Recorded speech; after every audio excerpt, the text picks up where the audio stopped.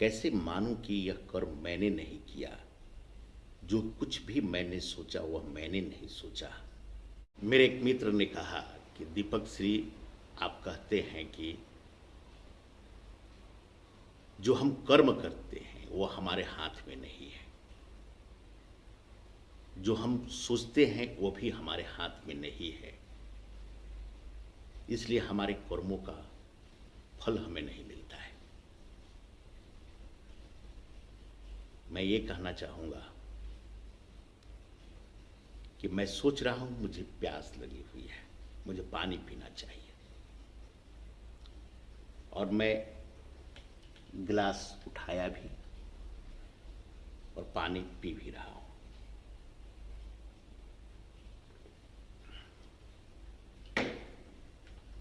तो अभी जो मैंने सोचा वो मैंने सोचा, गिलास उठाकर पानी पिया, मैंने पिया। फिर यह कर्म दूसरा कैसे करा रहा है? हम सोचते हैं और कर्म करते हैं और इसी कर्म का परिणाम हमें मिलता है। आपकी बातें हमें समझ में नहीं आ रही है कि कैसे मानूं कि यह कर्म मैंने नहीं किया। जो कुछ भी मैंने सोचा वह मैंने नहीं सोचा। कृपया करके इसको स्पष्ट करें। मैंने कहा कि यह जो लाइट है, यह जो बल्ब है, आपने स्विच ऑन किया तो बल्ब जलने लगता है। आप कहते हैं कि मैंने बल्ब जलाया, तो क्या बल्ब आपने जलाया? एक छोटे से टाइम फ्रेम में लगता है कि बल्ब को मैंने जलाया है, लेकिन जब टाइम फ्रेम बढ़ाएंगे, सोच का दायरा बढ़ाएंगे, समय का दायरा बढ़ाएंगे, स्पेस का दायरा बढ़ाएंगे, तो आपको महसूस होगा कि आपने नहीं, कुछ बल्ब आपने नहीं जलाया है। अंधेरा था तो बल्ब की आवश्यकता पड़ी आपको बिजली जलाने के लिए, तो स्विच आपने तो बनाया नहीं था, तो स्विच वहां पे था, तो स्विच आपने दबाया, बिजली जो है पीछे से आ रही है तो जल गई। सारे फैक्टर्स तो बाहर के हैं ना, आपके हाथ में तो कुछ है ही नहीं। तो फिर आप कैसे सोचते कि बल्ब आपने जलाया? और पिछले प्रकरण में मैंने कहा था कि यह जो शरीर है, यह जो मन है, यह जो दिमाग है, यह क्या हमने बनाया है? आखिर खुद ब खुद बनते जा रहा है। जितने हमने विद्या अर्जित किया है, जितना ज्ञान अर्जित किया है, जितने लोगों से हमने अनुभव प्राप्त किया है, जितने वस्तु से, क्या आपने कुछ बनाया है? या आपके समय में यही सारी चीजें हो रही है जिसकी विचार आपके अंदर पैदा होता है? आपके अंदर बैलगाड़ी खरीदने का विचार पैदा नहीं होता है, क्योंकि परिस्थितियां ऐसी है बाहरी कि आपके अंदर सोच आ ही नहीं सकता है। आप वही सोचते हैं जो आपको सोचने के लिए बाध्य किया जाता है, फिर आप कर्म वही करते हैं जो आपसे कर्म कराया जाता है। अब देखिए, यह शरीर है, मन है, बुद्धि है, यह किसी और ने बनाया है,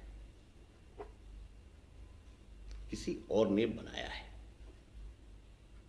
जो चीज आपने बनाया ही नहीं है वो आपके बस में हो कैसे सकता है? और आपने तो कुछ नहीं बनाया है, तो आपके बस में कुछ भी नहीं है। तो आप ये भूल जाते हैं कि बनाने वाला कोई और है, तो आपके बस में नहीं है।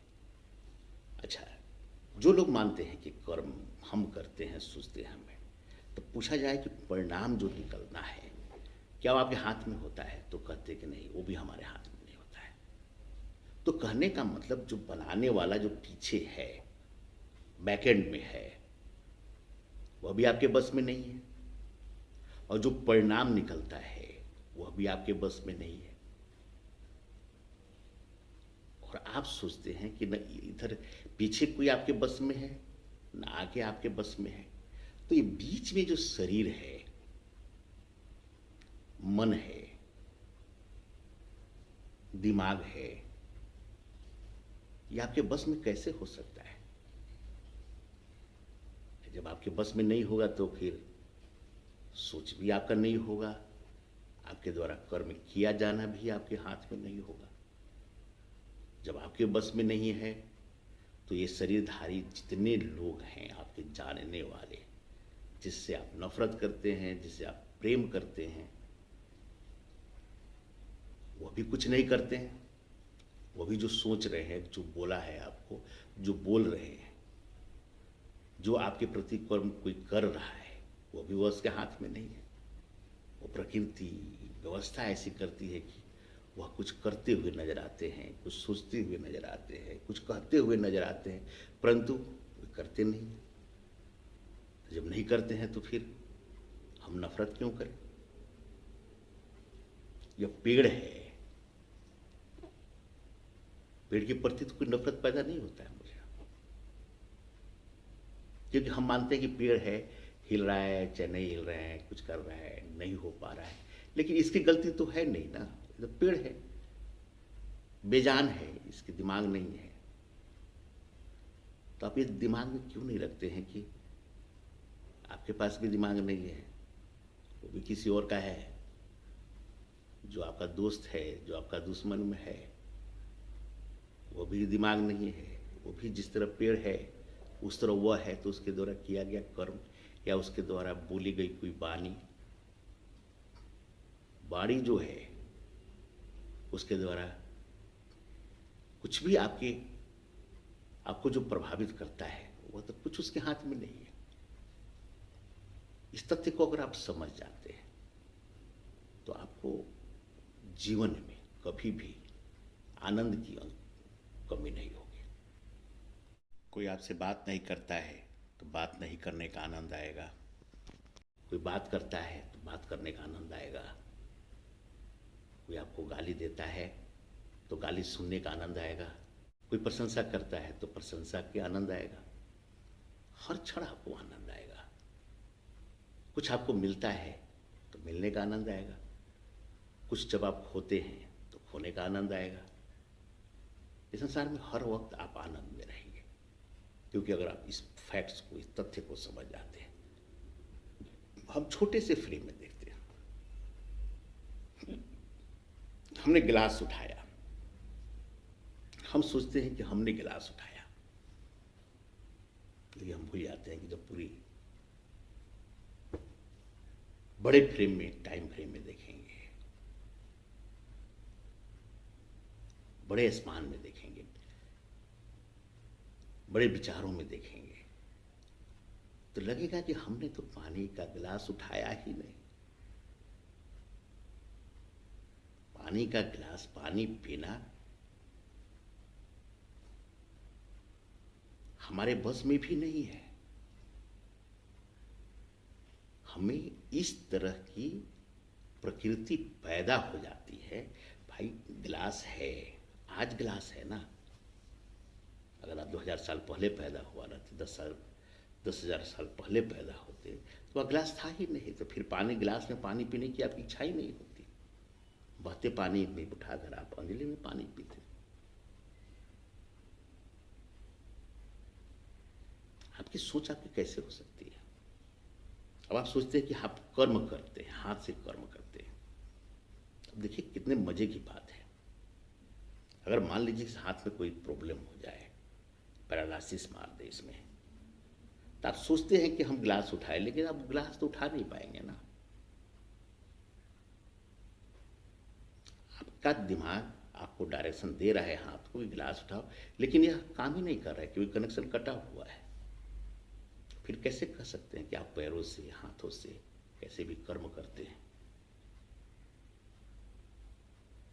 ये तो प्रकृति की बनाई हुई जो रचना है, जो व्यवस्था है, उसके हिसाब से चलता है।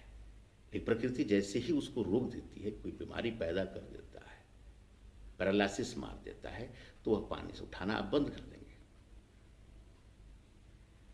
अब पैदा होता है कि नहीं, चलो दिमाग तो कम से कम है आपका। अगर शरीर आपके हाथ बस में नहीं है, प्रकृति जब तक आपके बस में रखती है तो रहता है, तो फिर दिमाग तो है। लेकिन कभी आप ये भी देखा हुआ आपने, कभी दिमाग भी शांत हो जाता है, शरीर सब ठीक ठाक है, दिमाग आपके कोमा में चला जाता है, सोचना बंद कर देता है। जब सोचना ही बंद कर देता है तो फिर आपके हाथ में है क्या? जब दिल करता है तब सोचता है, जब दिल करता है तो नहीं सोचता है। और मजे की बात यह भी देखिए कि आप जो है हर वक्त कुछ तो कुछ सोचते रहते हैं, और आप प्रयास भी करते हैं हम कुछ नहीं सोचे। लोग मेडिटेशन करते हैं कि निर्विचार हो जाए। साहब, जब आपके हाथ में है ही नहीं तो फिर निर्विचार कैसे हो पाएंगे आप? हम कैसे, कुछ हमको क्या सोचना है क्या नहीं सोचना, कुछ आपके हाथ में नहीं है। आप एक बार विचार करके देखिएगा कि हमें यह नहीं सोचना है, यह सोचना है, फिर भी आपके बस में नहीं है। आप सोचेंगे, आपको सोचवाया जाएगा, परिस्थिति ऐसी पैदा की जाती है। आपको मैं एक घटना दिखाता हूं। हमारे एक जानने वाले हैं, वे यूपीएससी क्वालिफाई करके बहुत बड़े ऑफिसर बने थे। अब वे रिटायर हो गए। रिटायरमेंट के 2 या 3 मंथ के बाद ही उनके दिमाग में एक अलग सा परिवर्तन हुआ। वे अब जो कुछ भी देखते हैं वो डरने लगते हैं। उनको लगता है कि सब कुछ उनके अगेंस्ट में हो रहा है। उनको लगता है कि सब मेरी जान के पीछे पड़े हुए हैं। अलग अलग बहकी हुई बातें करते हैं। घर से निकलना बंद कर दिया उन्होंने, घर में ही पड़े रहते हैं। मिला जुला कर अगर ये कहा जाए तो आज के डेट में तथाकथित पागल की तरह वो हो गए। अब एक चीज बताया कि शरीर पूरा काम कर रहा है, अब तो दिमाग काम नहीं कर रहा है। वही दिमाग जो 3 मंथ पहले जब ऑफिसर थे तो एक दबंग ऑफिसर थे, पूरा दिमाग चल रहा था। अगर यह देखा जाए कि वह दिमाग उनका है और जितना उन्होंने डिसीजन लिया, जितना कर्म किया, यूपीएससी क्वालिफाई किया या बड़े बड़े पदों पे वे रहे, तो क्या उन्होंने कुछ किया? और जब वे करते तो दिमाग उनका अगर होता तो रिटायरमेंट के 2-3 मंथ के बाद उनका दिमाग खराब कैसे कर लेते हुए? कहने का तात्पर्य यह है कि कुछ भी आपके हाथ में नहीं है।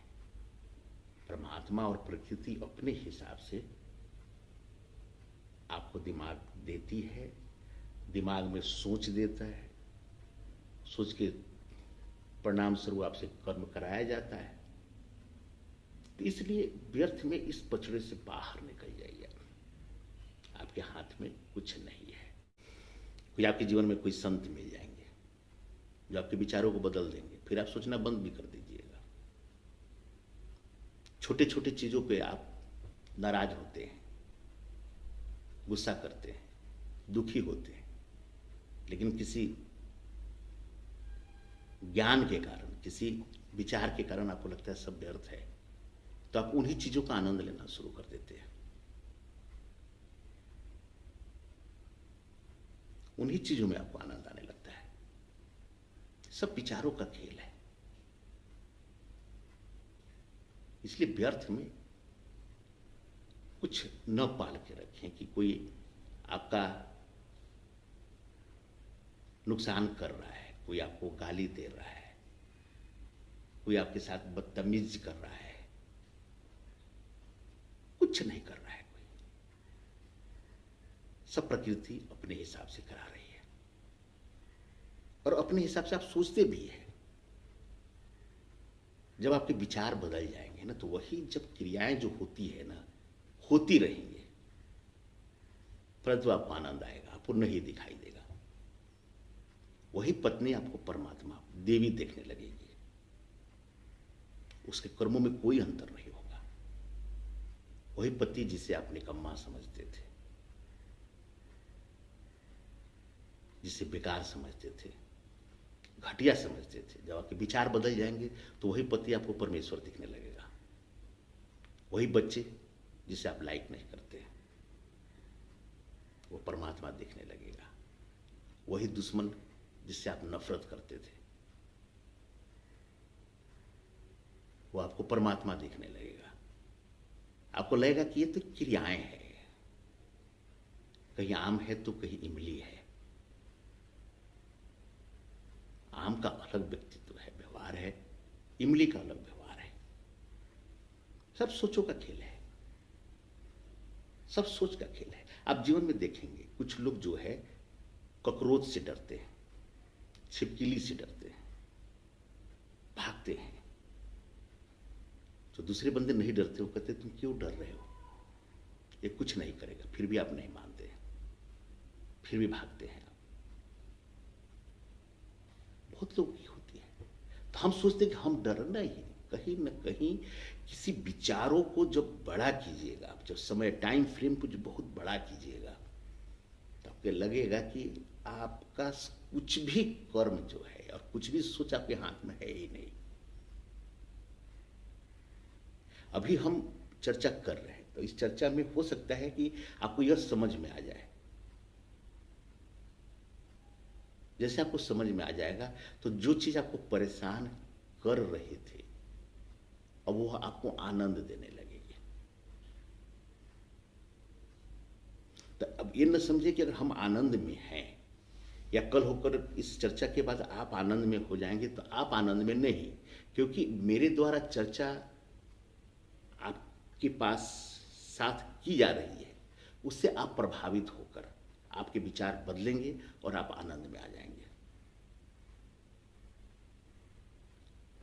तो जब तक हम आनंद में हैं, आनंद भी किसी और के विचार का है।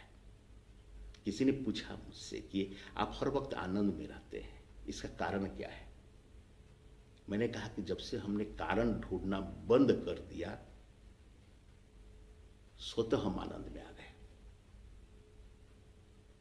इस कमरे में या तो प्रकाश होगा तो अंधेरा नहीं होगा, जब अंधेरा होगा तो प्रकाश नहीं होगा। दोनों में कोई एक रहेगा। जब आप किसी का कारण ढूंढेंगे तो आप आनंद में नहीं रहेंगे, और जब आप आनंद में होंगे तो कारण ढूंढना बंद कर देंगे। सब व्यर्थ सा लगेगा, क्या कारण है, कुछ नहीं है, सब आनंद है, सब कुछ बदल जाएगा। इसलिए मैंने उन मित्र से कहा कि हम कर्म नहीं करते हैं, हम सोचते नहीं है। हमसे सोचने के लिए बाध्य किया जाता है, कर्म करने के लिए बाध्य किया जाता है। प्रकृति अपने से बाध्य कराती है, करवाती है। जब तक जरूरत है करवाएगी, जब जरूरत नहीं होगी तो हमें सोने के लिए आदेश दे देगी, हम सो जाएंगे। कभी एक छोटे से एक रात के लिए सो जाते हैं, कभी एक लंबे समय के लिए सो जाते हैं, कभी ऐसे सोचते हैं कि शरीर को त्याग कर दूसरे शरीर में चले जाते हैं। जब इस तथ्य को आप समझ लेंगे तो आपके जीवन में कभी भी कोई भी परेशानी नहीं होगा और आप केवल और केवल आनंद में रहेंगे। संसार में कोई भी घटना घटे, आपको आनंद ही दिखाई देगा, क्योंकि ना आप कारण ढूंढेंगे इसके पीछे क्या कारण है। हम ढूंढ भी नहीं सकते हैं कारण। एक जगह क्या हुआ कि एक आदमी अपना सर मार रहा था किसी दीवार पर, बहुत जोर जोर से मार रहा था। तो कुछ बुद्धिजीवी लोग वहां पहुंचे, पढ़े लिखे लोग थे, अच्छे पद पे थे, वही घूम रहे थे। उन्होंने पूछा कि अरे आप क्या कर रहे हो? तो उसने कहा कि मैं सर मार रहा हूं दीवार पे, ताकि यहाँ पे एक रास्ता बन जाए और मैं बाहर निकल जाऊं। तो सारे लोग हंसने लगे, बोले कि आप कितने बेवकूफ हो, आप सर मार रहे हो, सर में चोट भी लग रहा है, खून भी निकल रहा है, और आपको पता है कि इस दीवार पे सर मारने से कुछ नहीं होगा, इस दीवार को खबर भी नहीं है कि आप उसको सिर मार रहे हो उसमें, ऐसी बेवकूफी क्यों कर रहे हो? तो वह इंसान पलटा और कहा कि मैं तो फिजिकल बेवकूफी कर रहा हूं, लेकिन आप लोग इतना परेशान क्यों रहते हैं जीवन में? आप क्यों परमात्मा पे उंगली उठाते हैं कि ये मेरे साथ ही क्यों हुआ? अर्थात यह कहना चाहते हैं कि परमात्मा जो है समझदार नहीं है, हमारे साथ अगर ये नहीं होता तो हम आनंद में होते। उन्होंने मुझे ऐसा क्यों कहा? अर्थात अगर वो नहीं कहते तो मैं आनंद में होता। मुझे ये चाहिए, मुझे नहीं मिला, अगर मिलता तो मैं आनंद में होता। कहने का अर्थ यह है कि आप प्रश्न ढूंढते हैं इस प्रकृति में, अनंत में, आप प्रश्न ढूंढने की कोशिश करते हैं, अर्थात आप दीवार पे सर मार रहे हैं, आप प्रश्न का उत्तर आप नहीं ढूंढ सकते हैं। इस अनंत में उसका उत्तर की जरूरत ही नहीं है, बस घटना घट रही है, और वो भी केवल आनंद के लिए। इसमें अगर आप कुछ सोचने की कोशिश करेंगे तो दीवार पे सर मारने के बराबर है। आप खुद परेशान होंगे, लहूलुहान होंगे। ये छोटी सी जो जीवन आप देखते हैं इस शरीर के द्वारा, वो व्यर्थ में गंवा रहे हैं। जब परमात्मा के पास आप जाएंगे, जब परमात्मा पूछेगा कि मैंने तो आपको आनंद के लिए भेजा था, फिर वहां आप आनंद क्यों नहीं लिया आपने, तो आप जवाब नहीं दे पाएंगे। इसलिए आप इस तथ्य को समझ जाएं कि आपके हाथ में कुछ नहीं है, आप सोचते भी कुछ नहीं है, करते भी कुछ नहीं है। जैसे इस भाव में आएंगे ना, तो आपके सामने जो भी घटनाएं घटने लगती है ना, वो आपको आनंद देने लगेगी। परम आनंद में आप हर वक्त रहेंगे, इसकी अनुभूति होती रहेगी हर वक्त। एक अलग सी आपकी मानसिकता होगी, आपके शरीर में कंपन सी होगी, और आप आनंद परम आनंद में रहेंगे। परम आनंद।